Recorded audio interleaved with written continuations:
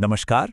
चलिए आज इतिहास के एक ऐसे पन्ने को पलटते हैं जहां एक चुटकी नमक ने दुनिया के सबसे ताकतवर साम्राज्य की नींव हिलाकर रख दी थी।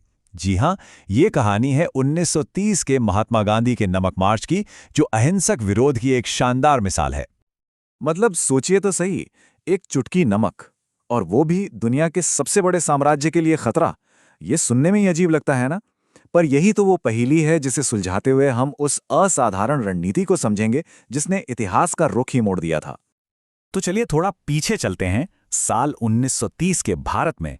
जरा कल्पना कीजिए, एक तरफ है मुट्ठी भर निहत्थे स्वतंत्रता सेनानी और दूसरी तरफ एक ऐसा साम्राज्य जिसके बारे में कहते थे कि उसका सूरज कभी डूबता ही नहीं। ये वाकई एक नामुमकिन सी चुनौती थी, एक ऐसी लड़ाई जिसमें हार लगभग तय नजर आ रही थी। तो अब सवाल ये था कि इस नामुमकिन सी लड़ाई को लड़ा कैसे जाए। यहीं पर कांग्रेस ने एक बड़ा फैसला लिया। उन्होंने तय किया कि अब होगी सीधी कार्रवाई, एक बड़ा सविनय अवज्ञा आंदोलन। और इस आंदोलन की कमान सौंपी गई उस इंसान को जिसके सबसे बड़े हथियार थे सत्य और अहिंसा, महात्मा गांधी। गांधी जी ने वाइसरॉय को एक खत लिखा, और ये कोई मामूली खत नहीं था। इसमें उन्होंने सिर्फ राजनीति की बात नहीं की, बल्कि हर भारतीय के दिल का दर्द बयान कर दिया। उन्होंने साफ साफ लिखा कि कैसे ब्रिटिश राज ने करोड़ों लोगों को गरीब बना दिया है, हमें राजनीतिक तौर पर गुलाम बना दिया है और हमारी संस्कृति तक को खोखला कर दिया है। ये आज़ादी की मांग से कहीं ज्यादा उस पीड़ा की आवाज थी जो पूरा देश महसूस कर रहा था। तो इस विशाल साम्राज्य से टक्कर लेने के लिए गांधी जी ने क्या चुना? कोई तोप नहीं, कोई तलवार नहीं। उनका हथियार कुछ ऐसा था जो हर घर में था, हर थाली में था और हर भारतीय के जीवन का हिस्सा था।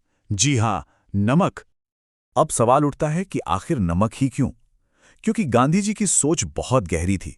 वो जानते थे कि ये एक ऐसा मुद्दा है जो हर भारतीय से सीधा जुड़ा है। चाहे कोई अमीर हो या गरीब, हर किसी को नमक की जरूरत थी, और हर कोई इस पर लगे अन्यायपूर्ण टैक्स का बोझ महसूस कर रहा था। और ये था वो काला कानून जिसे तोड़ने का फैसला हुआ। जरा सोचिए इस कानून के बारे में। मतलब, आप अपने ही देश के समंदर से नमक नहीं बना सकते।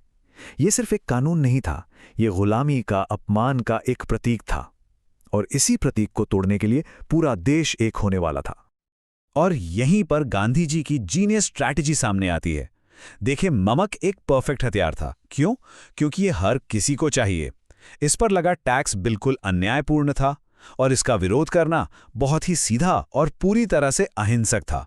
ये सरल था, शक्तिशाली था, और सबसे बड़ी बात, ये सबको जोड़ने वाला था। तो हथियार तो तय हो गया। अब बारी थी एक्शन की। और ये एक्शन, ये सिर्फ एक मार्च नहीं था, ये एक ऐसी पदयात्रा थी जिसने पूरी दुनिया का ध्यान भारत की ओर खींच लिया। ये भारत की आत्मा का प्रदर्शन था जो सड़कों पर उतर आया था। प्लान सुनने में तो बड़ा सिंपल था, पर इसका असर बहुत गहरा होने वाला था। साबरमती आश्रम से निकलना है, 240 मील पैदल चलकर गुजरात के गांव से गुजरना है, और फिर दांडी के समुद्र तट पर पहुंचकर बस एक मुट्ठी नमक उठा लेना है। ये एक ऐसा एक्शन था जिसे हर भारतीय समझ सकता था और उसका हिस्सा बन सकता था। और हुआ भी बिल्कुल वैसा ही। जो सफर 78 लोगों के साथ शुरू हुआ था, वो जल्द ही एक जन सैलाब में बदल गया। जिस भी गांव से वो गुजरते, लोग फूल मालाओं के साथ उनका स्वागत करते, उनके साथ हो लेते थे। मतलब, कानून तोड़ने से बहुत पहले ही ये यात्रा अपने आप में एक जबरदस्त आंदोलन बन चुकी थी, एक राष्ट्रीय उत्सव जिसने पूरे देश में जोश भर दिया था। इसका असर भी देखिए कितना गहरा था। अकेले गुजरात में ही 300 से ज्यादा सरकारी अधिकारियों ने अपनी नौकरी से इस्तीफा दे दिया। सोचिए, ये सिर्फ एक नंबर नहीं है, ये इस बात का सबूत था कि ब्रिटिश राज की जड़ें जमीनी स्तर पर हिलने लगी थीं। और फिर वो दिन आया, 6 अप्रैल 1930, दांडी का समुद्र का तट। लाखों की नजरें गांधी जी पर टिकी थीं। वो झुके और उन्होंने एक मुट्ठी नमक उठाया। वो सिर्फ नमक नहीं था, वो भारत की आजादी का ऐलान था। और उस एक इशारे के साथ ही पूरे देश में क्रांति की ज्वाला भड़क उठी। दांडी में जो चिंगारी जली थी, वो देखते ही देखते पूरे देश में आग की तरह फैल गई। हर शहर, हर गांव में लोग नमक कानून तोड़ने के लिए सड़कों पर उतर आए। जो एक छोटी सी स्थानीय कार्रवाई लग रही थी, वो अब एक राष्ट्रव्यापी आंदोलन का रूप ले चुकी थी। आप देखिए, ये आंदोलन कैसे फैला।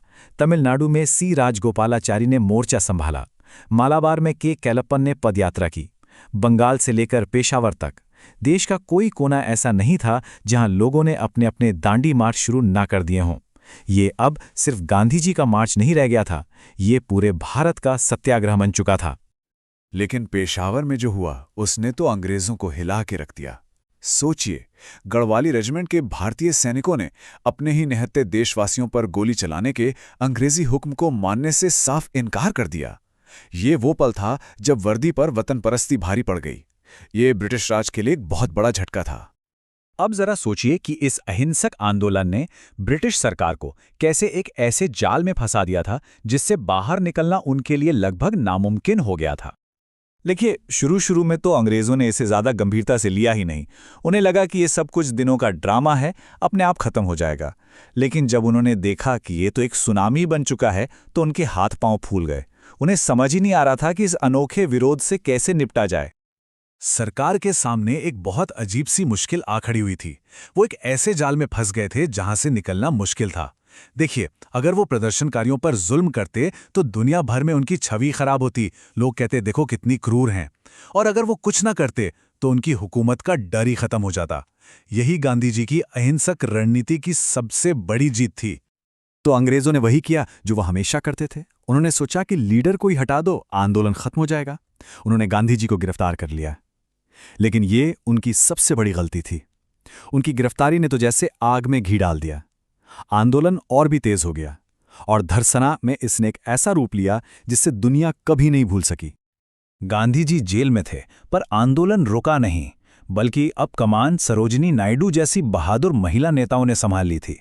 उन्होंने 2000 लोगों के साथ धरसाना सॉल्ट वर्क्स पर धावा बोलकर विरोध को एक नई बुलंदी पर पहुंचा दिया। वहां एक अमेरिकी पत्रकार थे, वेब मिलर। उन्होंने जो अपनी आंखों से देखा उसे लिखते हुए उनके हाथ कांप गए होंगे। उन्होंने लिखा, मैंने अपने जीवन में धरसाना जैसे भयानक मंजर कभी नहीं देखे। लोग ताश के पत्तों की तरह गिर रहे थे। सोचिए, निहत्थे लोग लाठियां खा रहे थे पर पीछे नहीं हट रहे थे। उनकी इस रिपोर्ट ने पूरी दुनिया को ब्रिटिश हुकूमत का असली क्रूर चेहरा दिखा दिया। और ये लड़ाई अब सिर्फ नमक तक सीमित नहीं रही थी। ये तो बस एक शुरुआत थी। इसके बाद विदेशी कपड़ों का बहिष्कार हुआ, शराब की दुकानों पर धरने दिए गए, लोगों ने टैक्स देना बंद कर दिया। और हद तो तब हो गई जब शोलापुर जैसे शहरों में लोगों ने अपनी समानांतर सरकारें तक बना ली। ये लड़ाई अब पूरी व्यवस्था को बदलने की लड़ाई बन चुकी थी। तो ये कहानी हमें सिखाती है कि कैसे एक साधारण सा विचार एक मजबूत रणनीति और अटूट हिम्मत के साथ सबसे बड़ी ताकतों को भी चुनौती दी जा सकती है। और ये आज भी हमें सोचने पर मजबूर करती है कि आज के दौर के आंदोलनों में इस रणनीतिक अहिंसा से क्या कुछ सीखा जा सकता है।